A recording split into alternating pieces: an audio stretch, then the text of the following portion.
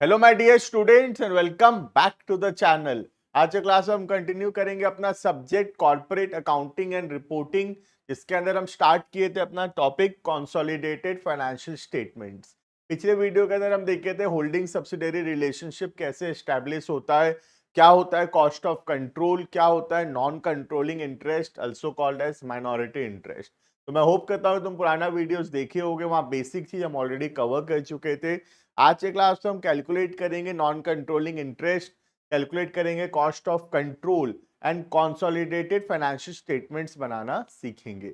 But before we start the video you can check the description में एक app का link है। App को डाउनलोड करो, रजिस्टर करो, वहाँ complete videos, notes, practice set, important question सब कुछ अवेलेबल होगा। कुछ ग्रुप्स के भी लिंक है, टेलीग्राम चैनल का लिंक है, उसको भी ज्वाइन करो, वहां पे तुमको टाइमली अपडेट्स मिलता रहेगा। क्लियर?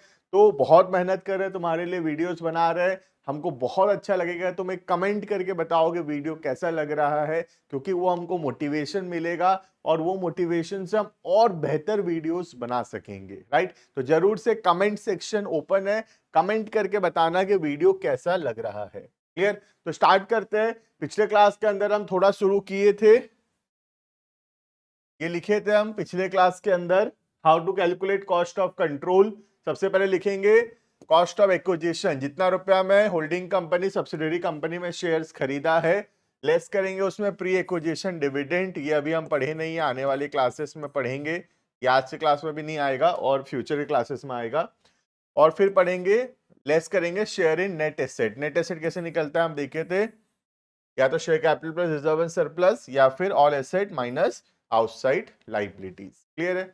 उसके बाद निकालते हैं नॉन कंट्रोलिंग इंटरेस्ट या फिर माइनॉरिटी इंटरेस्ट, जो कि नेट एसेट्स में माइनॉरिटी का हिस्सा दिखाता है। क्लियर है?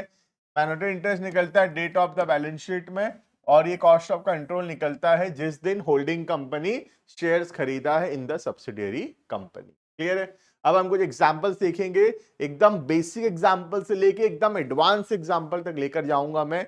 तो एक एक करके स्टार्ट करेंगे एग्जांपल नंबर 1 से, जहां पे एकदम बेसिक क्वेश्चन से हम स्टार्ट करेंगे। ठीक है? देखना example number 1, balance sheet of H limited. H limited मतलब होल्डिंग कंपनी। क्या क्या है? Share capital, creditors, debentures, land and building, plant and machinery. Investment in S limited 100%, मतलब होल्डिंग कंपनी 100% शेयर्स होल्ड करता है सब्सिडियरी कंपनी में। That means ये fully owned subsidiary है। दो टाइप का सब्सिडियरी था ना, fully owned subsidiary, partly owned subsidiary. ये फुल्ली ओन्ड सब्सिडियरी, हमारे पास पूरा 100% शेयर है। इसका मतलब इस क्वेश्चन के अंदर कुछ भी माइनॉरिटी इंटरेस्ट नहीं होगा। क्लियर है? माइनॉरिटी इंटरेस्ट क्या होता है? 100% अगर शेयर हमारे पास है तो बाकियों के पास कितना है? बाकियों के पास जीरो है। फिर अगर मेरे पास लेकिन 80% है तो बाकियों के पास 20% है, तो ये 20% को बोलते हैं माइनॉरिटी इंटरेस्ट या नॉन कंट्रोलिंग इंटरेस्ट। क्लियर है ये? तो फुल्ली ओन्ड सब्सिडियरी में माइनॉरिटी इंटरेस्ट जीरो होता है। क्लियर है? तो यहां पे फुल्ली ओन्ड सब्सिडियरी है, 100% है, मतलब यहां पे माइनॉरिटी इंटरेस्ट नहीं आएगा। क्लियर है? फिर आ गया बैंक। इधर balance sheet of S limited, share capital, debentures, land and building, plant and machinery, bank. Normal सा बैलेंस शीट है।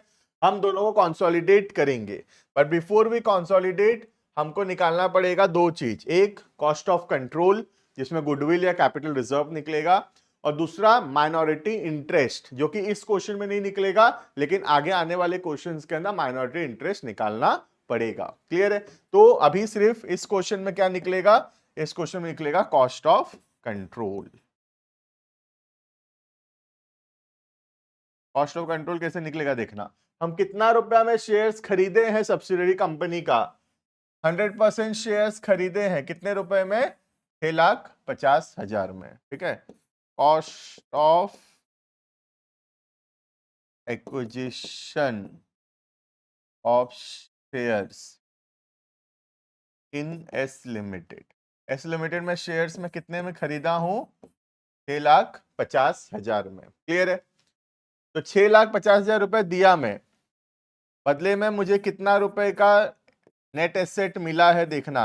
एस लिमिटेड का नेट एसेट कितना है? शेयर्स इन नेट एसेट सबसे पहला नेट एसेट कितना देखना, या तो मैं कर सकता हूं क्या, share capital plus reserve and surplus मतलब 6 लाख, या फिर all asset 8 lakh minus liability 2 lakh, तो भी आ जाएगा 6 लाख। क्लियर है? तो नेट एसेट कैलकुलेट कर देंगे यहां पे, या तो शेयर कैपिटल डायरेक्टली ले लेंगे प्लस रिजर्व सरप्लस तो है नहीं, जीरो है, ठीक है, या फिर ऑल एसेट, ठीक है, ऑल एसेट कितना है 521, टोटल 8 लाख का एसेट है, 8 लाख में डिवेंचर है उसमें आउटसाइड लाइबिलिटी 2 लाख का, तो ये आ गया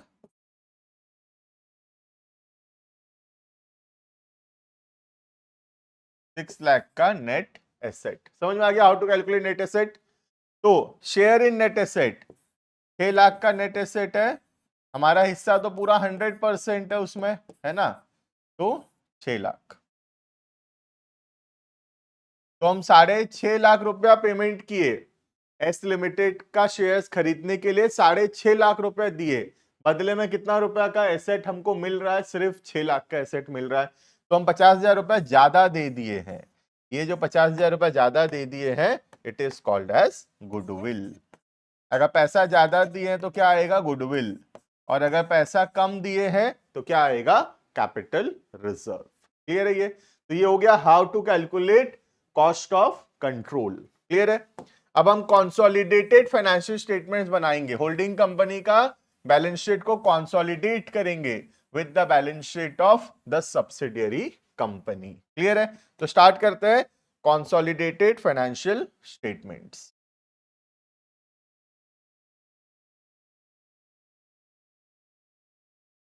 ठीक है, तो मैं यहां पे स्टार्ट कर रहा हूं कंसोलिडेटेड फाइनेंशियल स्टेटमेंट्स, बना देता हूं फॉर्मेट बैलेंस शीट का, balance sheet of H limited consolidated, या हम लिख सकते हैं consolidated balance sheet of H limited. Clear है? स्टार्ट करते हैं। सबसे पहला एसेट साइड करते हैं, लैंड एंड बिल्डिंग, यहां 10 लाख का है, यहां 5 लाख का है, टोटल लैंड एंड बिल्डिंग 10 और 5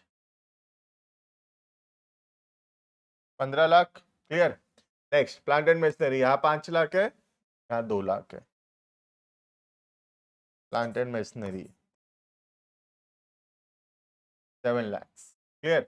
इन्वेस्टमेंट एस लिमिटेड, ये तो नहीं आएगा, ठीक है, बैंक 2 लाख 1 लाख, बैंक हो गया 3 लाख। क्लियर है? उसके बाद लाइबिलिटी देखते हैं, शेयर कैपिटल को एक बार छोड़ दिया हूं मैं, ठीक है, क्रेडिटर्स 1 लाख, या तो कुछ भी नहीं है, क्रेडिटर्स 1 लाख। उसके बाद डिवेंचर्स, यहां 1.5 लाख, यहां 2 लाख,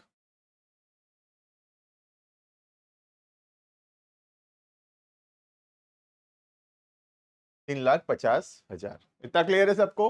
अब शेयर कैपिटल कौन सा आएगा ध्यान रखना, शेयर कैपिटल जो है सब्सिडियरी का नहीं आएगा, है ना, शेयर कैपिटल सब्सिडियरी का नहीं आएगा, शेयर कैपिटल किसका आएगा, होल्डिंग कंपनी का, मतलब शेयर कैपिटल आएगा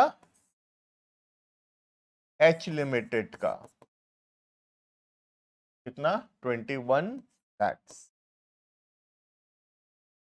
21 लाख का आएगा शेयर कैपिटल। क्लियर है ये? इसके बाद इन्वेस्टमेंट इन एस लिमिटेड भी नहीं आएगा। क्लियर है? तो क्या क्या नहीं आएगा कंसोलिडेटेड फाइनेंशियल स्टेटमेंट्स के अंदर, बैलेंस शीट का एस लिमिटेड का शेयर कैपिटल या रिजर्व सरप्लस भी अगर होता तो दोनों नहीं आता, ठीक है, क्योंकि ये किसका बैलेंस शीट है, एच लिमिटेड का, इसमें एस लिमिटेड का शेयर कैपिटल रिजर्व सरप्लस वो सब नहीं आता, वो सब तो हम ओन करते हैं, ठीक है, तो इधर से वो एसेट चला जाएगा, इन्वेस्टमेंट, इन्वेस्टमेंट नाम का एसेट चला जाएगा बैलेंस शीट से, नए बैलेंस शीट में इन्वेस्टमेंट नहीं आएगा, और नए बैलेंस शीट में इनका शेयर कैपिटल और इसका रिजर्व सरप्लस नहीं आएगा। क्लियर है ये? इसके बाद ये जो कॉस्ट ऑफ कंट्रोल हम निकाले, इसमें जो भी गुडविल या कैपिटल रिजर्व आया ये बैलेंस शीट में आएगा, तो गुडविल आया 50,000 का, तो ये गुडविल को हम बैलेंस शीट में लिखेंगे। अगर कैपिटल रिजर्व आता तो लाइबिलिटी साइड में लिखते कितना 50,000। क्लियर है? अब ये बैलेंस शीट टैली हो जाना चाहिए। चलो चेक करते हैं।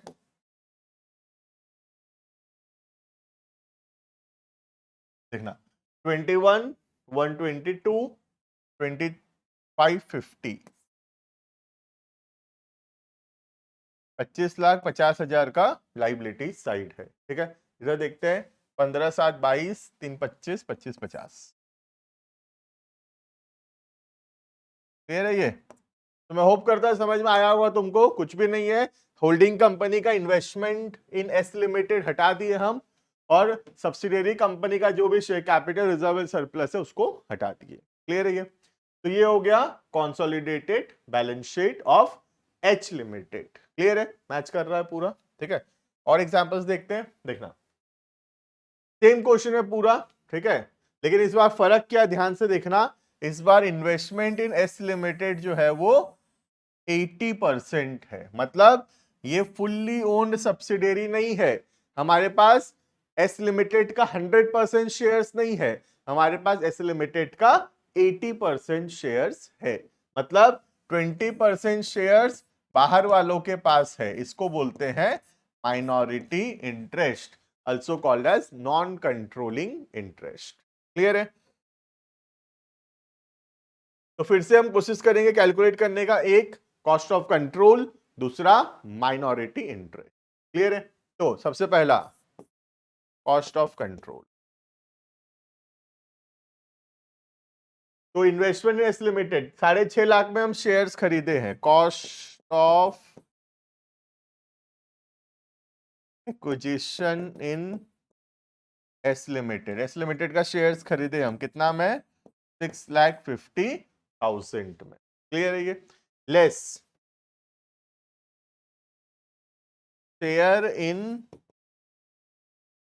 नेट एसेट्स, नेट एसेट्स में जो शेयर मिलेगा। नेट एसेट कितने का है देखना, वही सेम क्वेश्चन तो है। तो मैं नेट एसेट सीधा यहां से ले लेता हूं, share capital plus reserve and surplus. Reserve surplus तो जीरो है, तो शेयर कैपिटल हो गया 6 लाख। ठीक है, तो 6 लाख का नेट एसेट है, उसमें 80% हमारा है। ध्यान देना, पूरा 100% हमारा नहीं है, 80% हमारा है। राइट? तो हमारा कितना है, 4,80,000 का एसेट। तो 6.5 लाख रुपया हम पेमेंट किए, हम लोग 6.5 लाख रुपया दिए हैं, और बदले में कितना रुपया का एसेट मिला है, सिर्फ 4,80,000 का। तो 6,50,000 रुपया पेमेंट करने के बाद हमको एसेट मिला है सिर्फ 4,80,000 का। तो 1,70,000 रुपया ज्यादा पेमेंट किए हम। ये जो 1,70,000 रुपया हम ज्यादा पेमेंट किए हैं, ये 1,70,000 जो है ये क्या है, दिस इज गुडविल। ये क्या है, ये गुडविल है। बात समझ में आ गया? How to calculate cost of control. हमारा कॉस्ट ऑफ कंट्रोल आया गुडविल। गुडविल हमारा 1,70,000 है। गुडविल का मतलब क्या है, जितना रुपया हम पेमेंट किए हैं 6,50,000, और जितना रुपया का हमको एसेट मिला है 4,80,000। तो 4,80,000 का एसेट खरीदने के लिए 6,50,000 का पेमेंट किए हम, तो 1,70,000 रुपए ज्यादा पेमेंट किए हैं। ये जो 1,70,000 ज्यादा पेमेंट किए हैं, this is called as goodwill. Clear है ये? नेक्स्ट आता है माइनॉरिटी इंटरेस्ट। नेक्स्ट हम कैलकुलेट करेंगे minority interest, also called as non controlling interest. ठीक है, देखना, तो हमको माइनॉरिटी इंटरेस्ट कितना है, 20% है। क्लियर? क्योंकि 80% होल्डिंग कंपनी के पास है, तो 20% बाहर वालों के पास है। तो शेयर कैपिटल है 6 लाख का,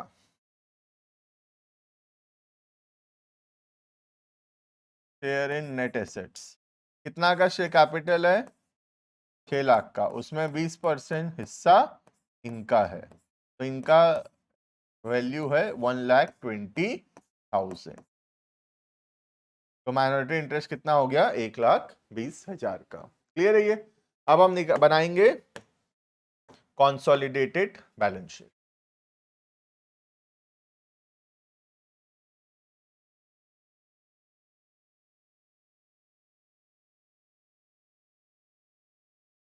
consolidated balance sheet of H limited. ठीक है, तो फटाफट से जो जो चीज कंसोलिडेट हो सकता है उन सब चीजों को कंसोलिडेट कर देते हैं, starting with the asset side and then going to the liability side. Clear है? तो एसेट साइड में सबसे पहला land and building 10 lakh 5 lakh, land and building 15 lakhs। Clear है? उसके बाद plant and machinery 5 lakh 2 lakh,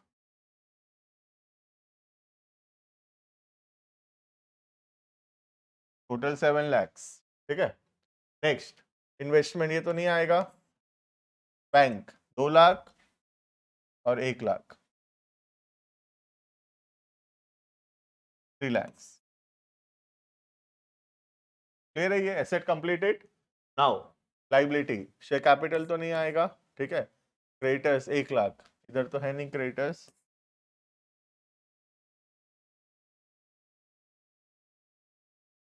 next debentures 1,50,000 और 2 लाख।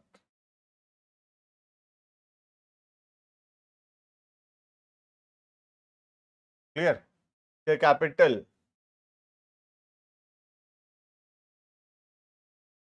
शेयर कैपिटल का देखना, ठीक है, शेयर कैपिटल कौन सा नहीं आएगा, जो हमारा सब्सिडियरी कंपनी का शेयर कैपिटल है वो नहीं आएगा। ठीक है, ध्यान रहेगा, होल्डिंग कंपनी का इन्वेस्टमेंट नहीं आएगा कंसोलिडेटेड बैलेंस शीट में, और सब्सिडियरी कंपनी का शेयर कैपिटल और रिजर्व सरप्लस, रिजर्व सरप्लस इस क्वेश्चन में नहीं है, आगे रहेगा, दोनों नहीं आएगा कंसोलिडेटेड बैलेंस शीट में। क्लियर है? तो शेयर कैपिटल लिखेंगे होल्डिंग कंपनी का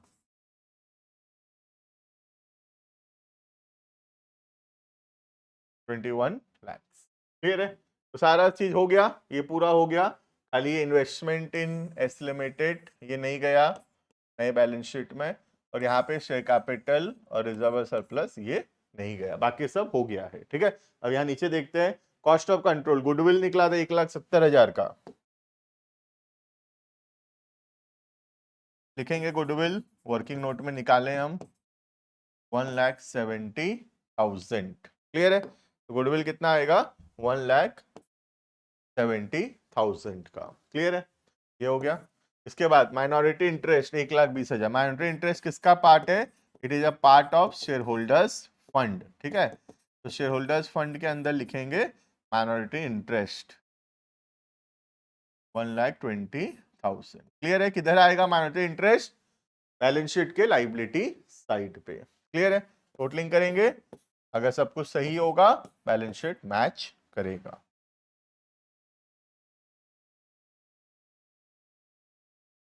देखना, तो लाइबिलिटी साइड पहले 21, 22, 21, 22, 23, 26, 26, 70 I think 26, 70, please check calculation, 26,70,000। ठीक है, लाइबिलिटी साइड। Asset side 15, 7, 22, 3, 25, 26, 26, 70।